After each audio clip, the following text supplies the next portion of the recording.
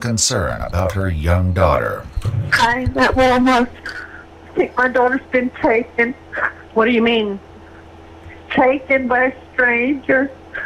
I can't find her. Okay, ma'am, how old is your daughter? 8.5.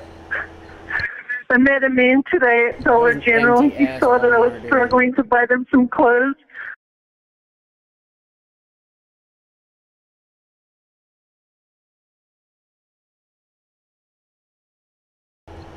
Testing.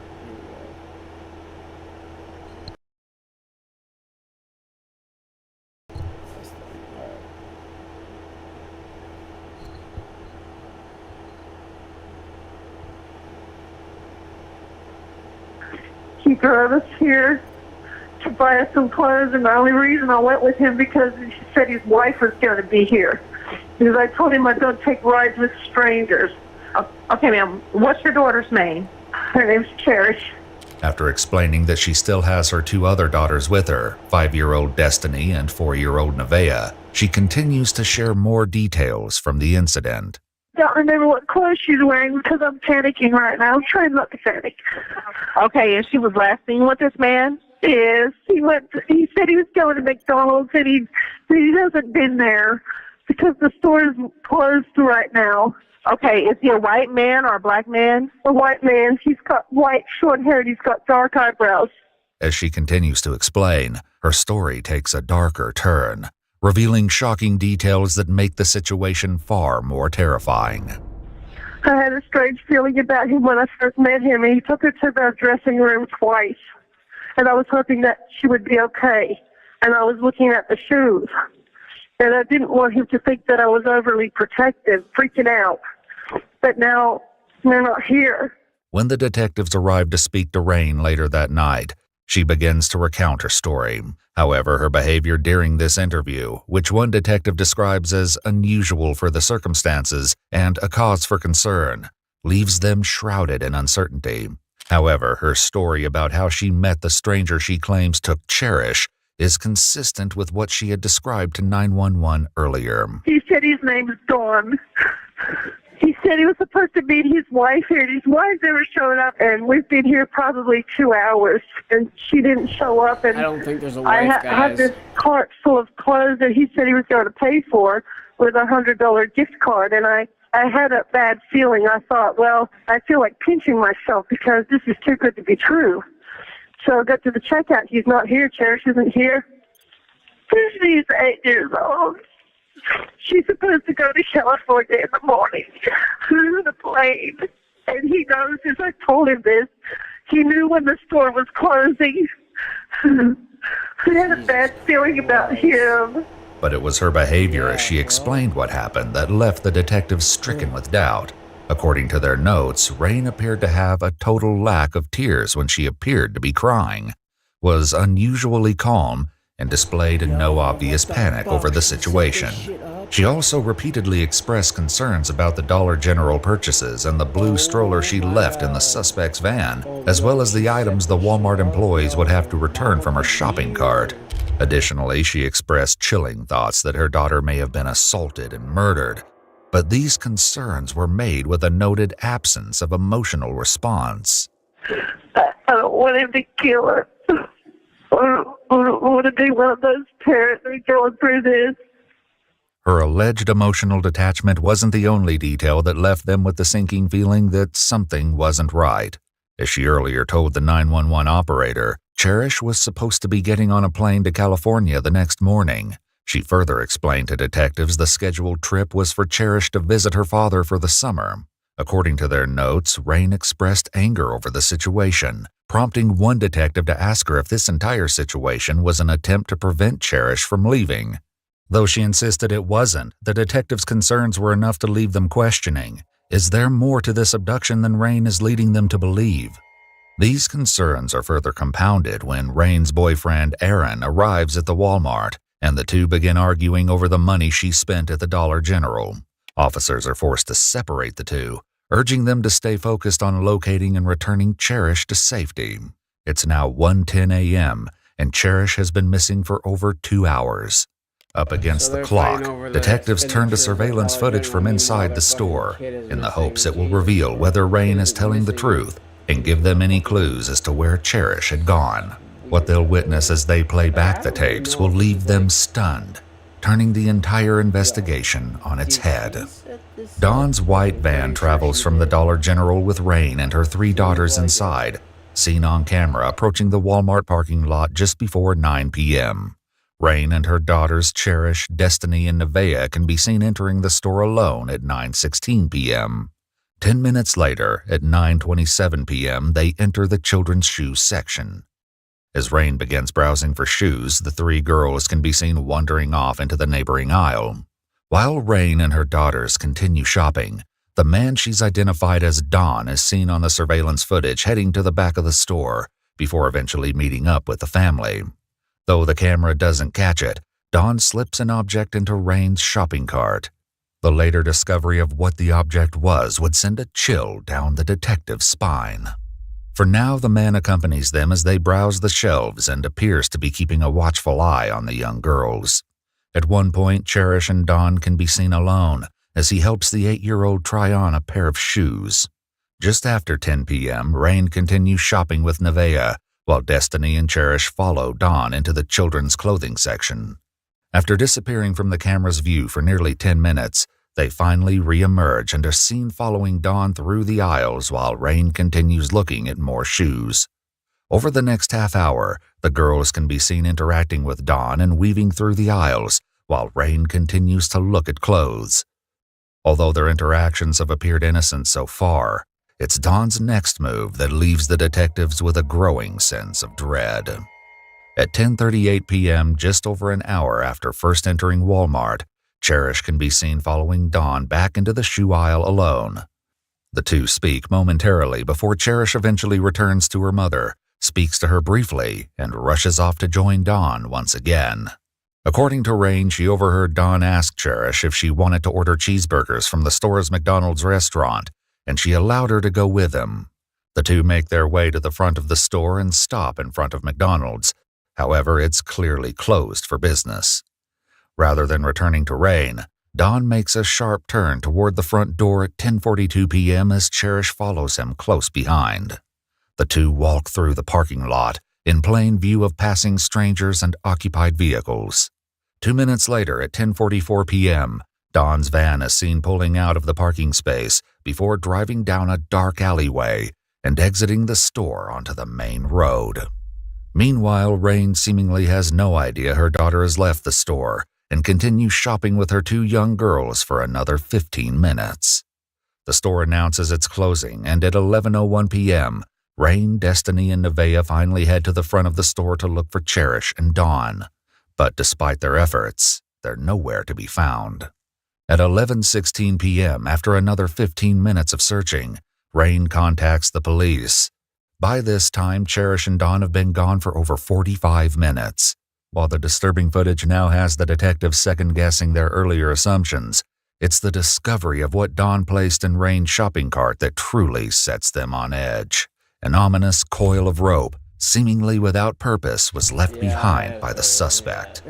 It's now 2:10 a.m., and after reviewing the footage, the detective and sergeant in charge of the crime scene discuss the situation. They decide that there's enough evidence to support a kidnapping, and at 2:30 a.m., over 3 hours since Cherish was last seen, the Amber Alert process finally begins. The delay has stolen precious time, and now the clock is ticking faster than ever. With every second meaning the difference between life and death, they must race against time to uncover the identity of Dawn and locate Cherish before it's too late. Using the Jacksonville, Florida mugshot database, a possible suspect, 56-year-old Donald James Smith, is identified. When shown his photograph, Rain positively identifies him as Dawn and eerily comments, "Yeah, you'll probably find her dead in a box." Assuring her they will do their best to recover Cherish safely, detectives work to secure as much information about the suspect as possible and are beyond horrified with the shocking details they soon uncover. Donald James Smith, a registered offender, has a harrowing list of priors spanning 3 decades. These include a total of 20 arrests, with 9 charges related to criminal acts involving children. His long history includes theft, fraud, burglary, possession of illegal substances, sale of obscene materials, multiple lewd acts in the presence of children, assault of a child, and attempted kidnapping. The most jaw-dropping revelation was that Don had been released from prison just 21 days ago for attempting to impersonate a Department of Children's Services agent in an attempt to lure a young child away from her grandmother. Armed with the horrifying truth behind Don's dangerous past, the race to find Cherish intensifies. But without a lead, there's little they can do but hope for a breakthrough. At 4:21 a.m., over 5 hours after her disappearance, the Amber Alert finally makes it into the hands of thousands of Florida residents. A description of Cherish, Don, the white van, and the missing blue stroller all reach local media channels, and it isn't long before crucial tips begin flooding in. A homeowner with claims of an unsettling discovery soon contacts the police. As he attempted to mow the lawn of his home on Rutgers Road, just 3 miles from the Walmart, he came across a baby blue stroller leaning against the side of the house. The stroller matched the description of the one Rain left in the back of Don's van. But that wasn't all that was discovered. In 2 large trash bins, the dollar store purchases, along with items belonging to Cherish, such as her pink headband and purple flip-flops, were found. The house is empty, and there's no sign of Cherish or Don having ever been inside. It's a devastating blow, but detectives are not ready to give up hope. And yet, they have no idea how disturbingly close to the truth they really are. Finally, at 8:55 a.m., 10 hours after Cherish's disappearance, a 911 call delivers the break they've been desperately waiting for. Jackson 191 Smythe. Hi, we're calling about a suspicious van over here on Rutgers Road, a white van. It was parked behind some bushes really deep, and then we heard that it was a 8-year-old girl. Rutgers and where? Rutgers and behind Highlands Church. Behind Highlands Church. Can you give me the nearest cross street of Rutgers? Broward. Broward? Yes, ma'am, and it was a white van. It's not there anymore, but we don't know if he dumped anything because we heard a girl just got abducted from Walmart. Right. So we're not sure if that's the van, but the white van was pushed all the way to the back of the bushes this morning. The caller's tip ignites a surge of hope, as Highlands Church is just 1 block away from where the stroller was recovered. While en route to the location, officers are hit with a stunning stroke of luck when the suspect's white van is seen driving southbound on the highway. They quickly begin to coordinate a high-stakes takedown, fueled by the knowledge that Cherish may still be alive inside and just within their grasp. 33 is second. That van just passed me at 95 heading south at Sun Avenue. I'm right behind you, Gene, Papa 110. 112 to that unit. Do not stop the van until we get resources to you. If you can, stay back from it. Keep them from seeing you. HQ, what's the status on the air unit and other zones? I want everybody available heading towards the interstate. We're now passing Edgewood. Still heading south. Emergency equipment engaged. Speeds are 58 miles an hour. 791, y'all do it on this bridge right here. That way you can't run on foot. 170 to K9, we got that entrance ramp closed off. Let's go ahead and blue light them as soon as we get past this entrance ramp. Now in position, with exits blocked and nowhere for the suspect to escape, officers blare their lights and sirens. Tensions run high as they brace themselves for the uncertainty of what comes next. 170 vehicle pulling over at 95 southbound at 4th Street, exit. 170, I want a felony takedown. Do a felony takedown. Driver, step out of the vehicle. Face away from us. Keep your hands in the air. Stop. Take 2 steps to the left. Face away from us. Take 2 steps to the left. Put your hands in the air. Walk backwards to the sound of my voice slowly. Keep walking. Keep walking. Keep walking. Keep walking. Keep walking. Stop. Take 2 more steps to the left. 170, 10-9. Begin to walk backwards again. Stop. Go down to your right knee. Go down to your left knee. Put your hands on top of your head. Remain still. Well, let's get K9 in the van. Got K9? I'll call it. Any other occupants in the vehicle? occupant of the vehicle, take your hands and stick them outside the vehicle window and/or door. Officers wait with bated breath, hoping to see Cherish emerge. Any other occupants of the vehicle, identify yourself now. The K-9 unit will be approaching. Back up, man. Back up, K-9. Any other occupants of the vehicle, this is your last opportunity to stick your hands out and identify yourself. The K-9 unit is approaching. The K-9 unit and officers approach on high alert with no idea what could await them inside.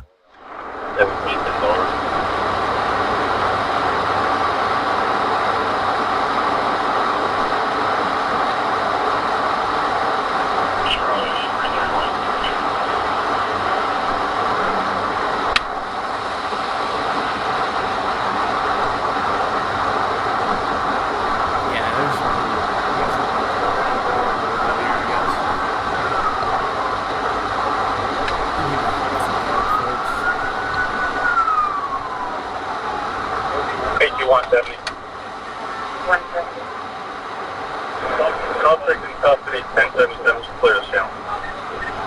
I'll move over and try to open 95. There's no sign of Cherish inside. Despite the tragic setback, officers relentlessly question Don for answers, who claims Cherish jumped out of his van at a stoplight and ran away. Though hopeful this could mean Cherish is still alive, detectives are immediately suspicious, as Don's pants are soaking wet. He insists he's only sweating as a result of recent substance use, but officers aren't buying it.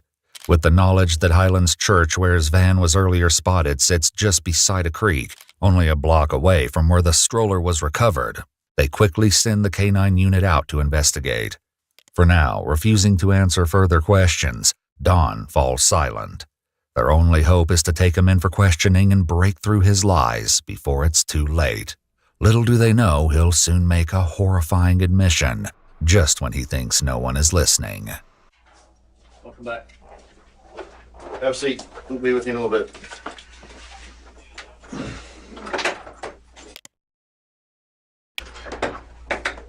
Stand up. Turn. What's your name? Donald Smith. Donald Smith? Yes. Roll your hand out.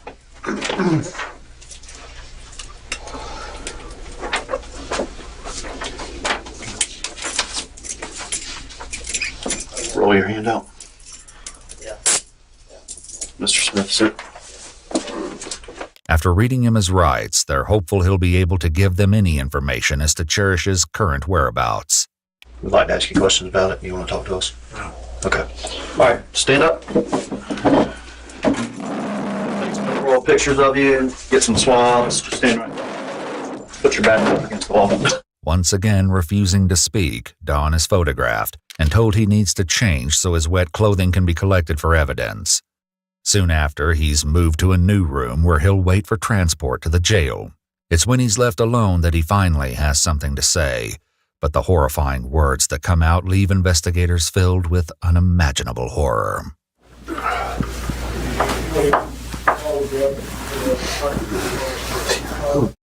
Bit me, man. Holy shit, bro. Bit me. With enough evidence to charge Don with kidnapping, he's swiftly taken away in handcuffs. Inside the prison, Don shares with a fellow inmate what he wasn't willing to share with police.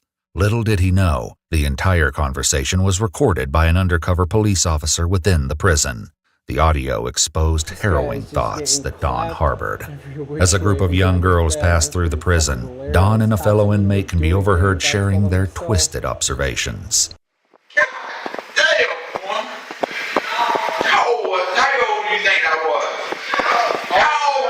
She was. That's right in my alley, right there. Huh? That's my target area right there. That's what I go after. Well, you have fun with that one. You would keep that one locked up in the basement for a while. If I saw her at the bus stop, I'd get her. Yeah, I'd like to run into her at Walmart. Cherry got some blood on her? Yeah? Yeah, boy.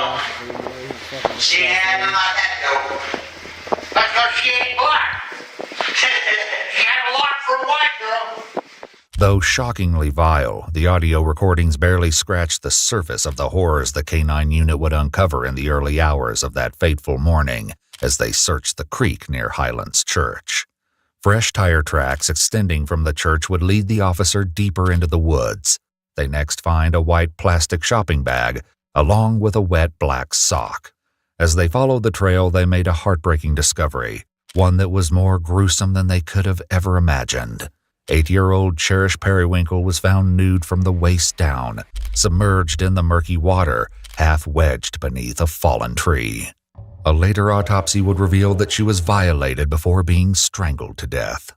DNA evidence collected from Cherish would match that of Don Smith. Despite the overwhelming evidence, Don shockingly pleaded not guilty and left his fate for a jury to decide. He also attempted to suppress the jail recordings, arguing they were a violation of his privacy. The chilling audio was played for the jury at his trial in February of 2018. After only 19 minutes of deliberation, they unanimously found him guilty of kidnapping, battery, and first-degree murder. Donald James Smith was sentenced to death and remains incarcerated at the Union Correctional Institution in Ryford, Florida, where he awaits this sentencing to be carried out. Rain's other 2 children, Nevaeh and Destiny, were removed from her custody in the month following Cherish's abduction.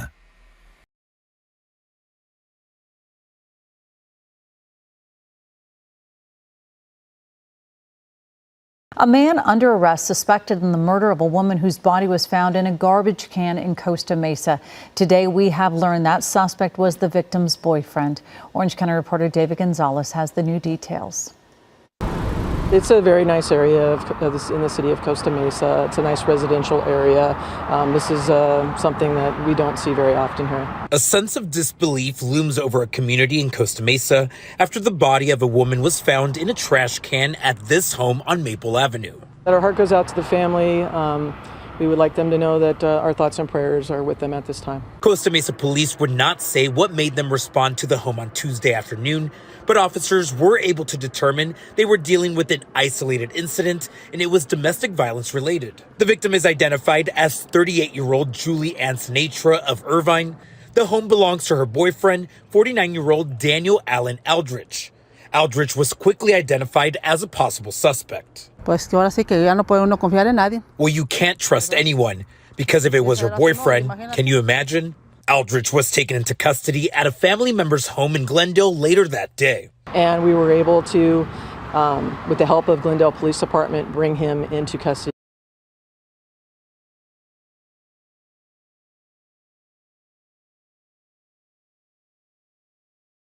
Yeah, I don't think I can do another kid video. Let's see what else we got.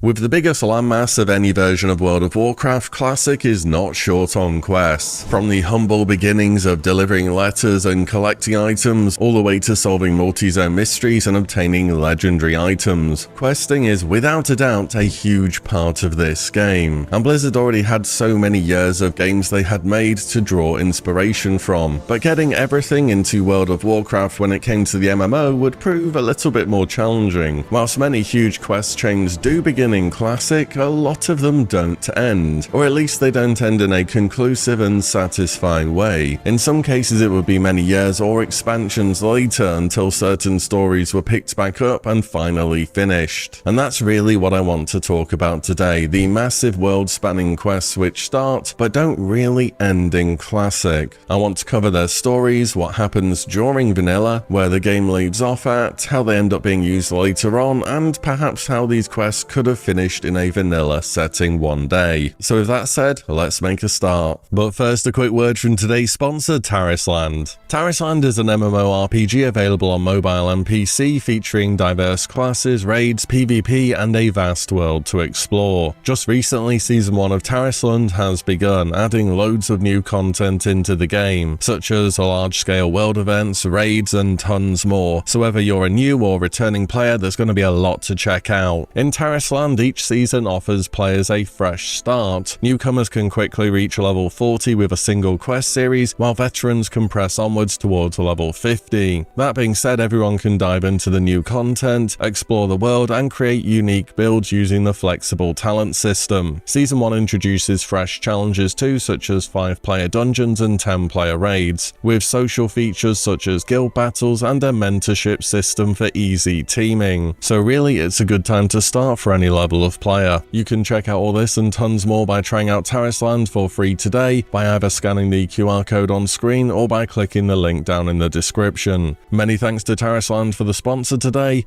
Let's get on back to WoW.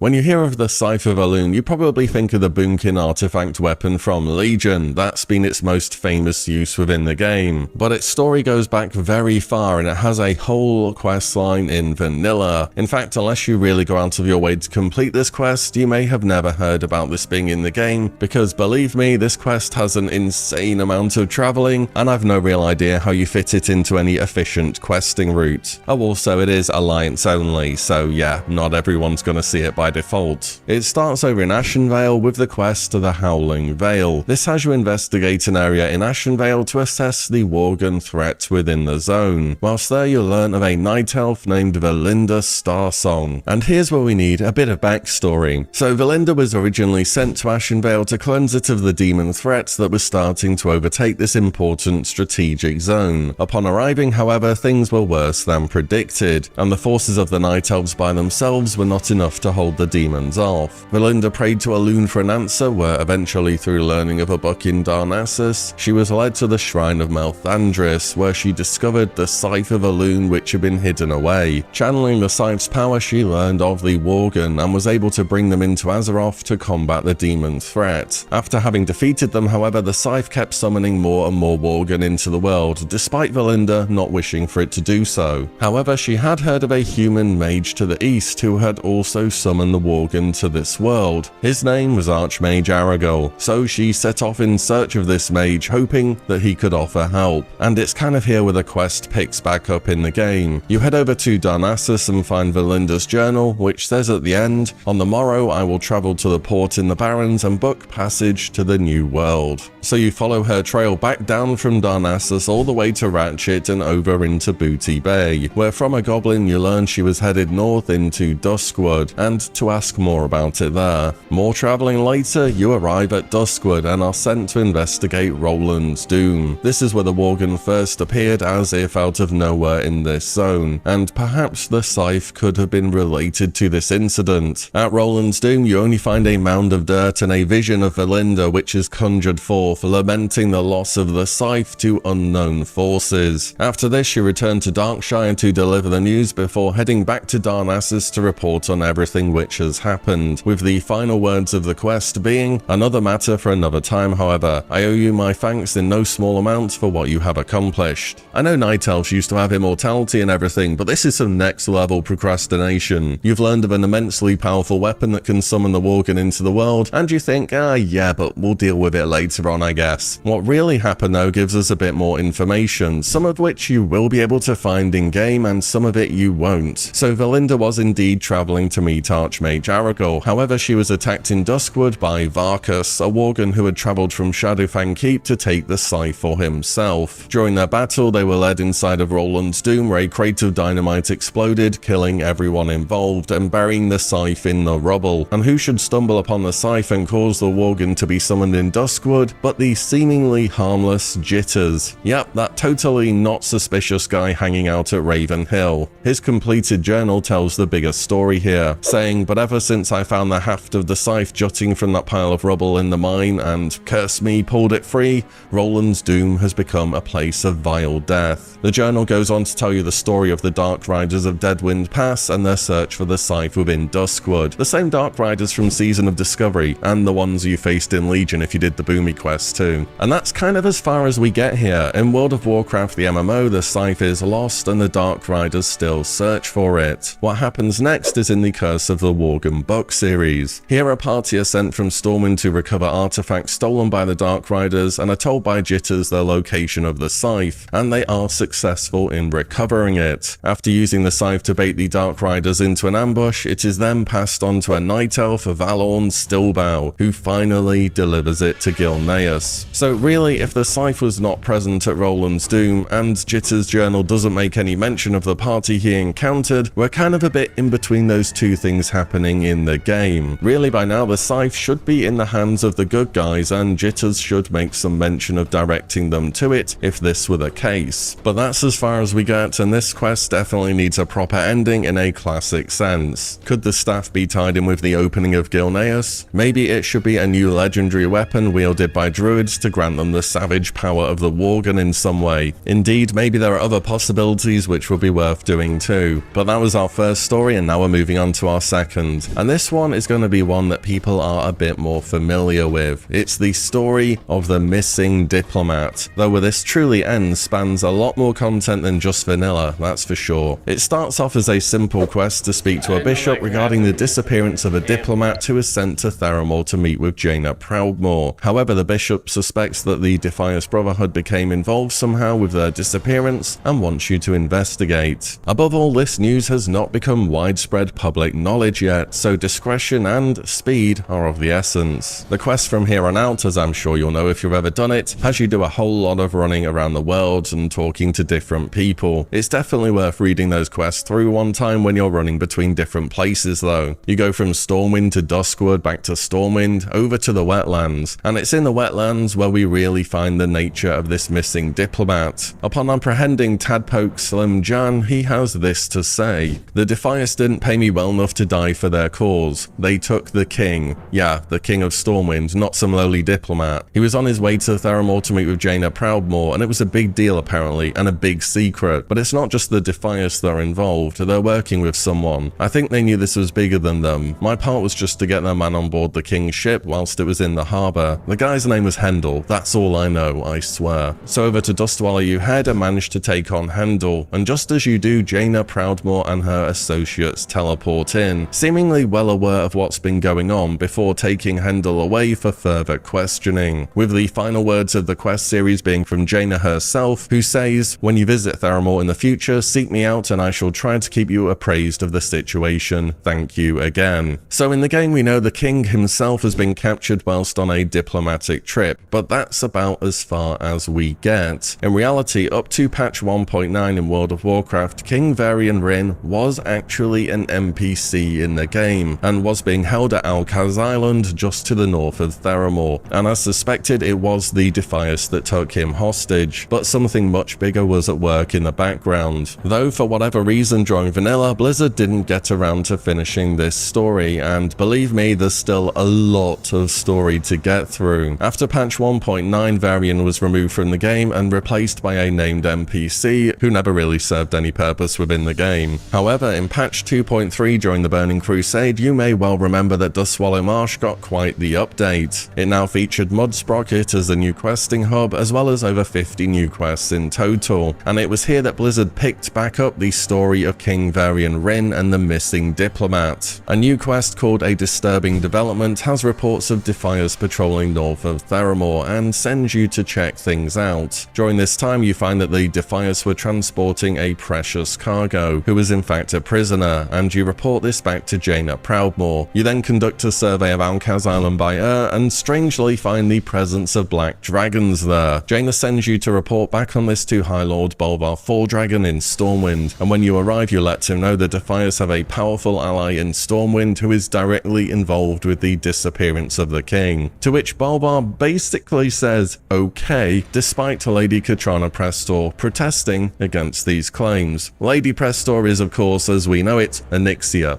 mean, spoilers, I guess, but come on, who doesn't know this? And technically, she would have still been alive by this point in the game, meaning in the MMO at least, we wouldn't have known about her dying until some way through TBC. Anyways, you go back to Jaina and inform her of the situation and that you've made Bolvar aware, and she says, cheers for that, bro, I appreciate it. And the quest just randomly ends again. So in vanilla, we find out the king's missing and a man is taken for questioning, and then nothing happens. In TBC, we know the Defias has a powerful ally in Stormwind. We know again that it's been the king who's been kidnapped, and that more than likely Alcaz Island was involved, and then nothing just happens afterwards. And then at the start of Wrath of the Lich King, Varian just reappears, and we kind of take it from there. So what actually happened to Varian between his kidnapping? How did he come back? Well, I'm gonna be honest, this is a lot of story. If you want the full thing, because I'm just gonna give you the short version of it with the main points, I'd definitely check out a video by Nobble on this subject. He's covered pretty much everything World of Warcraft lore-wise, so he's definitely your guy for the longer version. I should also mention some of what happens with Varian's story does go on in the game, and given that, I can kind of understand why they didn't want to fully go through with his story when the player had really already experienced some of it. So Varian was indeed captured by the Defias whilst on his way to Theramore for a diplomatic meeting. During his capture, Onyxia comes along and does some spell which splits Varian into two different beings. There's the weaker Varian and the stronger one. The stronger one escapes, washes up on the shores of Joritar, and is captured by the orcs and made into a gladiator. Varian, being an absolute Chad, wins pretty much everything and is given a name by the orcs Logosh, meaning ghost wolf. He later escapes from them and reunites with Jaina, who reveals his true nature through the use of magic, that he is the king of Stormwind. At this point, Logosh, not Varian, Varian's the weak one who got left behind on Alcaz Island, rallies his allies to go and confront Onyxia. He also frees Marshal Windsor from prison. This is the bit that the player doesn't gain during the Onyxia attunement. And then you know the section afterwards where you do the escort through Stormwind? That should also be Varian who's leading that, not the player. So again, Blizzard kind of swapped the roles out here to put the player at the front of the action. They march to Stormwind Keep and Varian reveals Lady Prestor's true identity as Onyxia. And similar to in-game, she turns into her dragon form, all the guards turn into dragon spawn, and there's a big battle. And it's after this battle where the books in the game start to differ once again. In the game, we're given the fragments of the Drakefire amulet to go and repair so we can take on Onyxia inside her lair. In the books, however, Onyxia kidnaps Anduin and retreats to her lair. It's there that Varian and Logosh and his allies confront Onyxia again. Here she tries to use that same magic blast that eventually split Varian in two to kill him once and for all, but the weaker Varian jumps in front of the blast to save Logosh, who he believes is the true Varian. But Logosh isn't happy with that and he tries to come to his doppelganger's aid, and both men are reforged, I guess, into one man after being hit by this blast. After this, Varian kills off Onyxia and hangs her head outside of Stormwind and returns as the king. So really, you shouldn't see Onyxia's head hanging outside Stormwind at all until he has returned as the king. So given this, I think you can see how there's quite a few differences between different versions of World of Warcraft and how the story is told. And they had used a chunk of Varian's story for the Onyxia attunement in vanilla. In fact, Onyxia alongside Molten Core were the two raids that launched with vanilla at the very start. And Varian wouldn't return to Stormwind to be the king until sometimes later, so really from the very beginning it didn't ever feel as though they gave themselves the chance to finish his story all the way through. Then again, in the game he just kind of randomly reappears and we don't hear too much about that.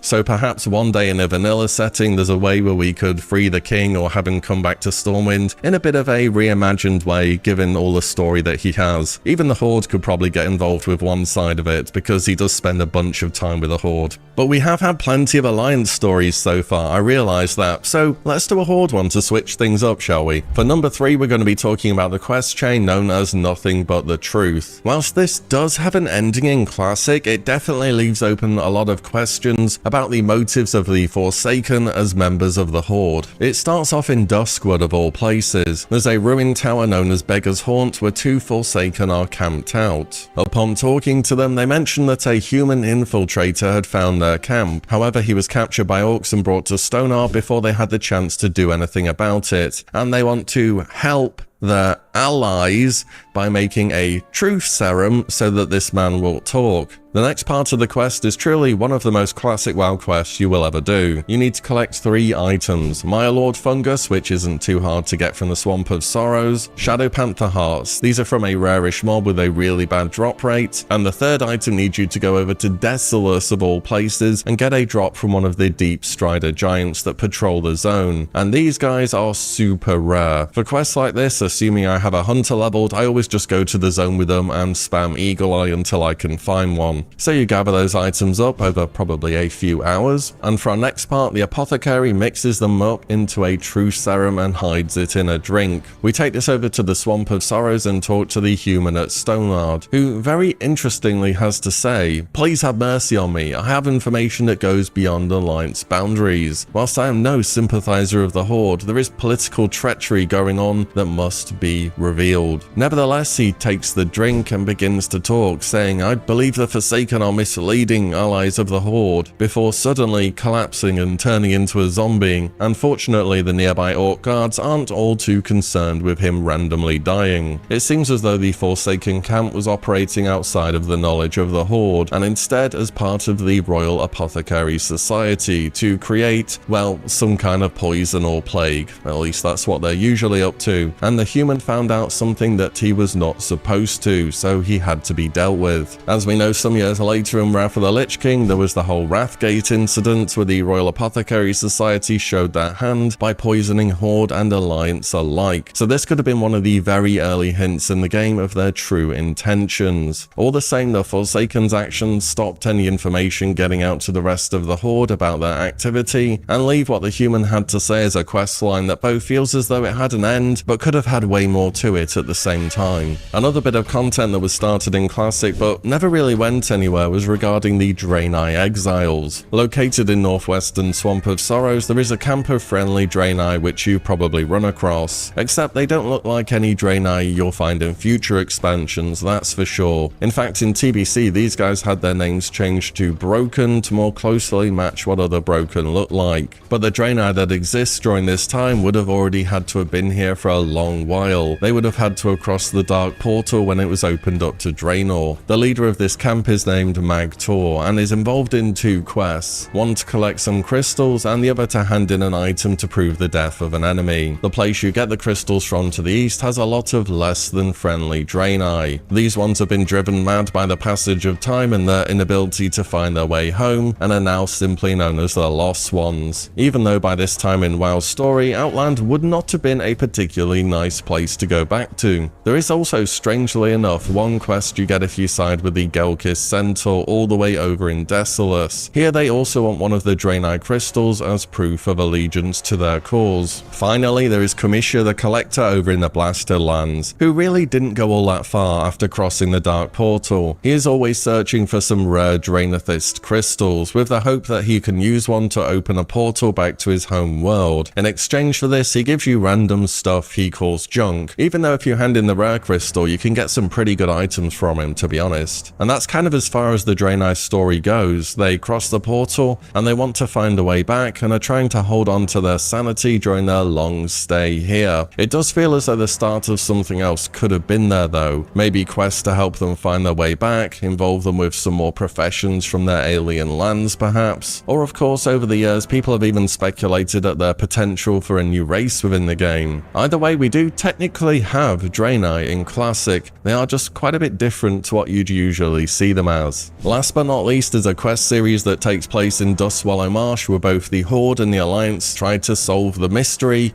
of the Shady Rest Inn. You'll have no doubt been past this location and picked these quests up more than once. It's the inn that's been destroyed just between where you cross over from Dustswallow into the Barrens. Here you find 3 clues: a black shield, a Theramore guard badge, and some suspicious hoof prints. For both factions, the black shield leads you to taking it to a blacksmith, and in both cases they link it to being large enough for a Tauren, but that's really as far as they get. On the Horde side, they speculate the hoof prints maybe could have been from a Quillboar or a Centaur, but both factions send a tracker to investigate more and see what extra information they can get. Where things get very different though is the final part of the quest, which starts from the Theramore Guard's badge, which belonged to Lieutenant Wreath. For the Alliance, a party is dispatched to find Wreath, and on the Horde, your character and an ogre go to question him about the Shady Rest Inn. During this final Horde quest, the Alliance party, led by Lieutenant Caldwell, attack and kill Wreath, whilst the Horde player retaliates by killing the entire Alliance party, leaving no one standing who really would have the knowledge to continue the quest. And ultimately, after this, it has a rather abrupt dead end. During TBC in patch 2.3, when Dustswallow was updated, however, this quest was given an ending. After having completed the 3 prior quests, both on Horde or Alliance, a new one will open up which links the Grim Toten Tauren more directly to the destruction of the Shady Rest Inn. After some more investigating to confirm that this is true, the player finally leads an attack on the Grim Totem in Dustswallow and destroys their camp, which shortly after ends the mystery of the Shady Rest Inn for both factions. In a vanilla setting, the Grim Totem destroying the inn could very well be a possibility. There are of course Grim Totem down in Thousand Needles which could have been linked to it. The problem is they're way off the level bracket for what the player would be at if they were questing in Dustswallow. Also, there are no Grim Totem in Dustswallow in vanilla either. The whole camp that was added in TBC doesn't exist, so we can't use that either. So it remains a quest which one day perhaps could use an end. You could tie it perhaps to some of the Grim Toten Tauren in Feralus, even though that would be content which is at a much higher level than Dustswallow, but vanilla sends you to other zones through breadcrumb quests all the time, so maybe that makes enough sense here. And that's it, 5 stories from vanilla which start but don't have an end during this version of the game. When I started this video, I didn't really realize how much I'd have to be getting into lore outside of the game to really fill in the pieces of the story, so for the lore enjoyers that watch this, I just hope I did it justice. There are plenty more unfinished stories in Vanilla WoW too, so I'm definitely up for doing another video on this. Also, are there any unfinished stories you want to hear about or you think I should cover? Let me know in the comments down below. And, as always, thank you all so much for watching and listening in, and I'll see you on the next one very soon.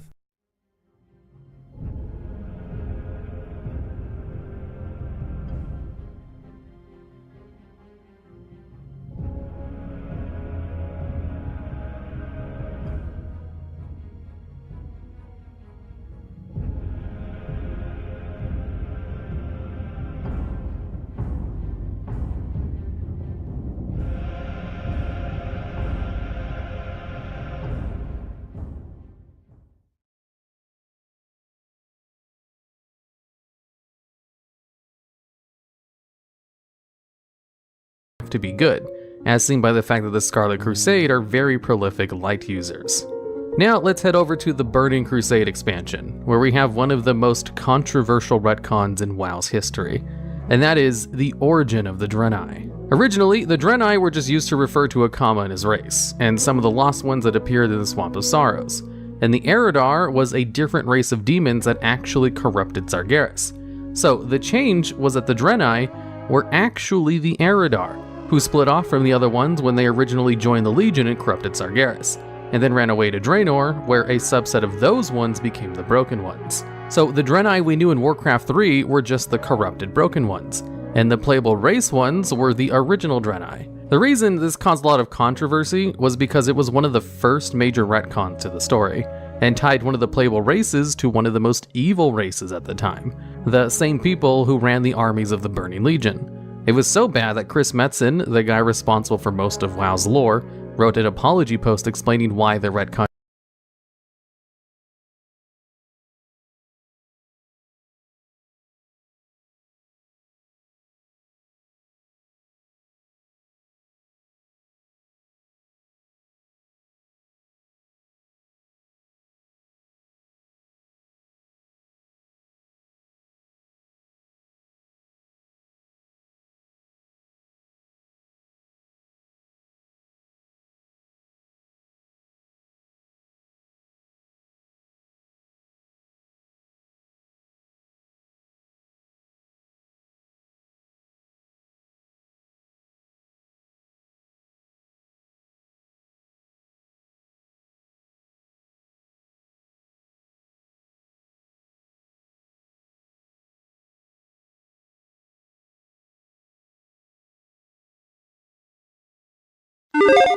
Hey, and we're back with another episode of Before You Buy, that show where we give you some straight up gameplay and our first impressions of the latest games releasing. And today we're talking about Black Ops 6. Yep, that's right.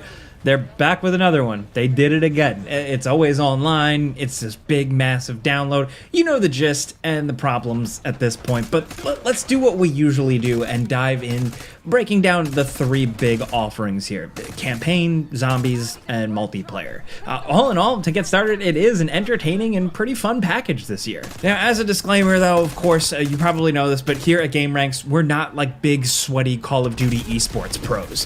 We all kind of just play them casually. We usually end up being out of practice in multiplayer because we all tend to switch up games so often, but we do check out all the campaigns, myself included, for some mindless fun. So let's just get started off with that. This is spoiler free, and all this footage is captured on PS5. The campaign is straight up very good. It's much, much better than the tacked on mess that was Modern Warfare 3's, and a bit more interesting than Modern Warfare 2's, and really is just a good follow-up in story and just feeling to Black Ops Cold War. But this time, it's 1991, it's a new era, Desert Storm is kicking off, so you form this ragtag group of soldiers from across the world to solve the mystery of a dangerous international force. You join up with Robert Redford, Adler, and then Woods, the classic guy, and a few others in a haunted ex-spy mansion hideaway, and this is where you walk around and you talk to colleagues and spend in-game currency to unlock these little perks to go into missions with. It's nice to get these little perks. It doesn't do a huge amount towards like customization or anything like that, but it's little things here and there. Ultimately, you're kind of always changing your equipment and you're always changing your tactics because scenarios change so frequently in the campaign and you don't always get a ton of ammo. So you're always just trying different stuff, but still having this little tiny bit of customization and then loadout customization in game, like, and throughout this mansion, it works. But you go up to a board and you access these missions and they span the globe. And while at this far into it, it's not a lot we haven't seen before, it still manages to feel like it has some fresh energy. Great shootouts in big, massive office rooms were often the highlight for me. You know, like you got glass shattering, paper flying, pillars breaking down, all while you're sprinting and diving sideways with the new movement system and you're using explosive RC cars and throwing knives. It's got the fun factor. And the 90s make for a pretty good setting. You get snippets of good music, you see Bill Clinton, and of course you eventually end up in Iraq during Desert Storm. For a bit, the game will give you some open-ended missions where you're free to tackle it how you want. For example, you're in Iraqi desert in open conflict and it's up to you to destroy 3 targets however you want. So you can snipe and stealth your way in, plant a C4 and blow it up. It feels really slick. It almost feels like a Metal Gear Solid 5 mission.